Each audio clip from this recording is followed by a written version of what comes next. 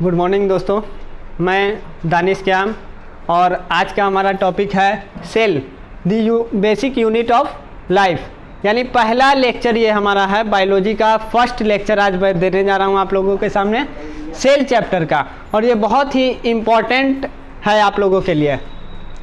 तो सबसे पहले मैं यहाँ टॉपिक ही लिखा हूँ cell the basic unit of life, यानी कि सेल क्या होता है।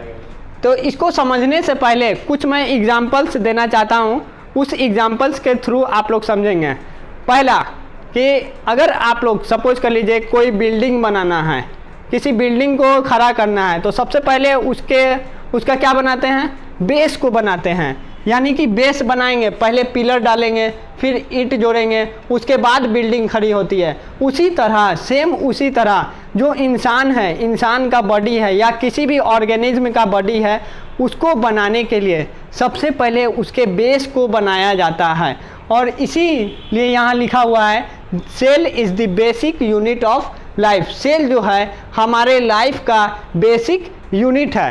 अब मान लीजिए बिल्डिंग खड़ा कर रहे हैं, तो सबसे पहले ईंट को जोड़ेंगे,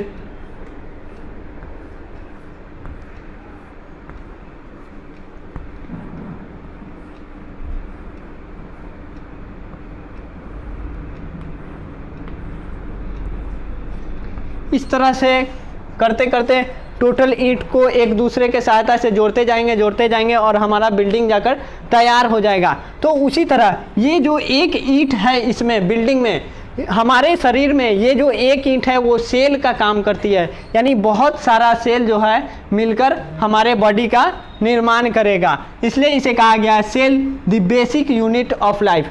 अब ये हमारे बॉडी का निर्माण कर रहा है, तो इसका कुछ ना कुछ स्ट्रक्चर होगा। क्या होगा? स्ट्रक्चर होगा। स्ट्रक्चर है, अगर किसी चीज़ का स्ट्रक्चर होता है तो वो भी कोई ना कोई काम को करेगा। मान लिया कि ये ईंट है, ईंट का स्ट्रक्चर ऐसे रेक्टेंगुलर शेप है, तो इसका स्ट्रक्चर ये प्रदान कर दिया गया। इसका कुछ काम है क्या, दीवार को जोड़ने में। उसी तरह सेल का भी कुछ ना कुछ स्ट्रक्चर होता है और वो भी कोई ना कोई फंक्शन को अंजाम देगा, यानी किसी न किसी चीज़ को करेगा। तो इसलिए सेल को कहा गया है cell is the basic unit of life and cell is the structural and functional unit of life. यानी कि सेल जो है हमारे लाइफ का बेसिक फाउंडेशन होता है और ये हमारे शरीर को स्ट्रक्चर प्रदान करेगा और उसे काम करने के तरीक़ों को बताएगा। फंक्शनल इसलिए कहा गया है। इसके बाद हम लोग आगे चलते हैं, ऑर्गेनिज्म की बात करते हैं।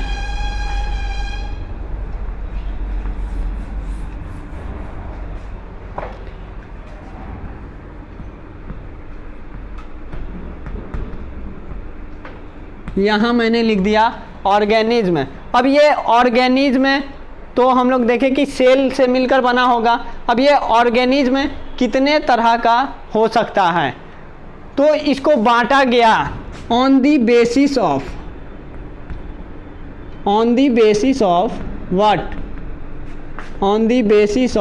Numbers of cell. यानी कि ऑर्गेनिज्म को किसके आधार पे बांटा गया, नंबर ऑफ सेल के आधार पे बांटा गया। यानी कितना नंबर है सेल का, यानी हमारे शरीर में नंबर्स ऑफ सेल कितने हैं, उसके आधार पे ऑर्गेनिज्म को दो भागों में बांटा गया। यहाँ ऑर्गेनिज्म को दो भागों में बांटा गया है on the basis of number of cell.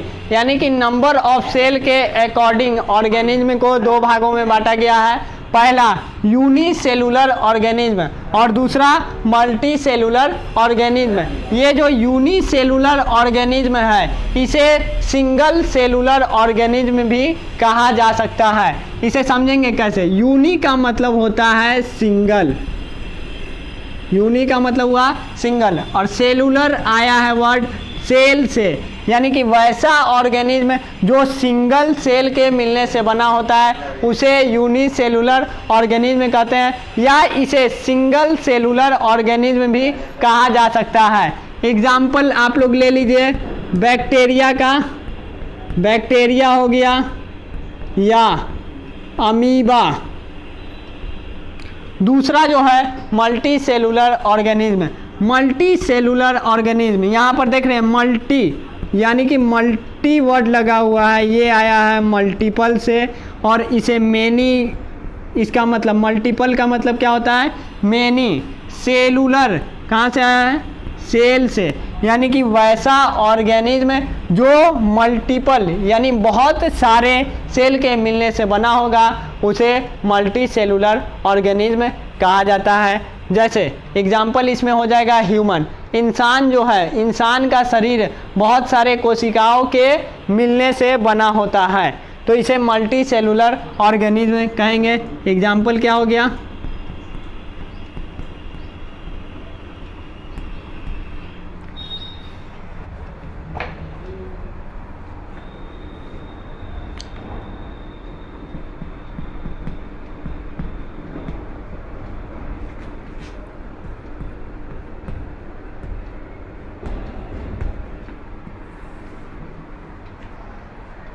सबसे पहले सेल के बारे में रॉबर्ट हुक ने बताया। किसने, रॉबर्ट हुक ने।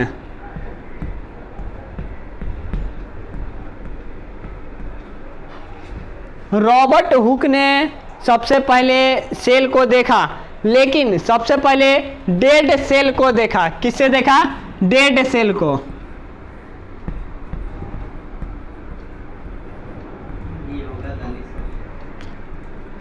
सबसे पहले डेड सेल का ऑब्जर्वेशन किया रॉबर्ट हुक ने। अब ये डेड सेल किस चीज़ पे देखा, वो कहीं से जा रहे थे और उन्हें मधुमक्खी का छत्ता दिख गया। क्या, मधुमक्खी का छत्ता। मधुमक्खी के छत्ते का एक जो स्ट्रक्चर होता है, ऐसा देखिए, इस तरह का बहुत सारा स्ट्रक्चर मिलकर मधुमक्खी का छत्ता बनता है।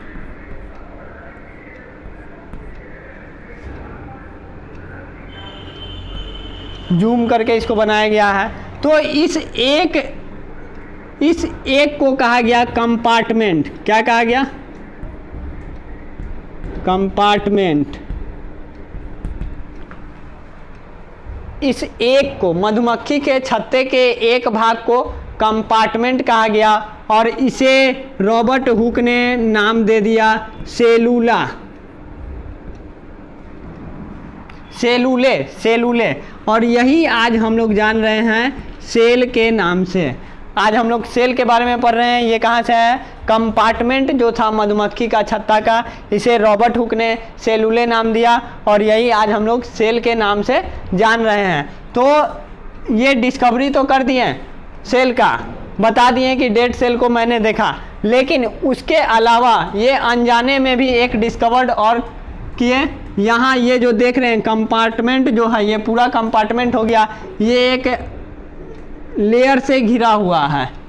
इस लेयर से घिरा हुआ है, इसको कहा गया सेल वाल, यानी कि इसी में सेल वाल का भी प्रपोजल दे दिया गया था। इसके बाद रॉबर्ट हुक के बाद आए एंटन वन लीवेनहॉक।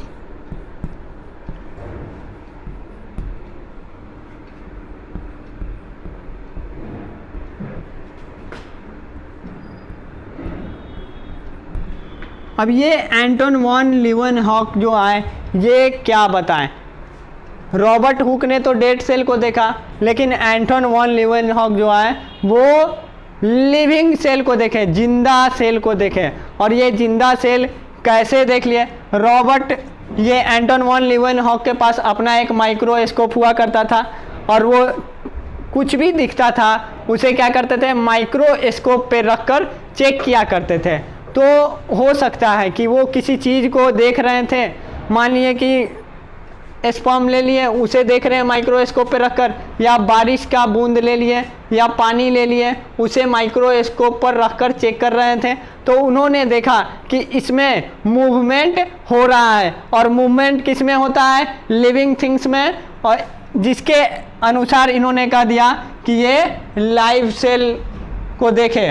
तो लाइव सेल को, जीवित सेल को किसने देखा सबसे पहले, एंटन वन लीवेनहॉक ने।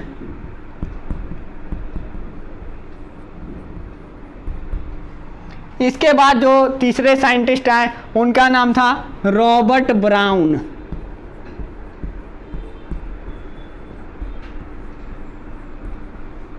रॉबर्ट ब्राउन, और ये रॉबर्ट ब्राउन ने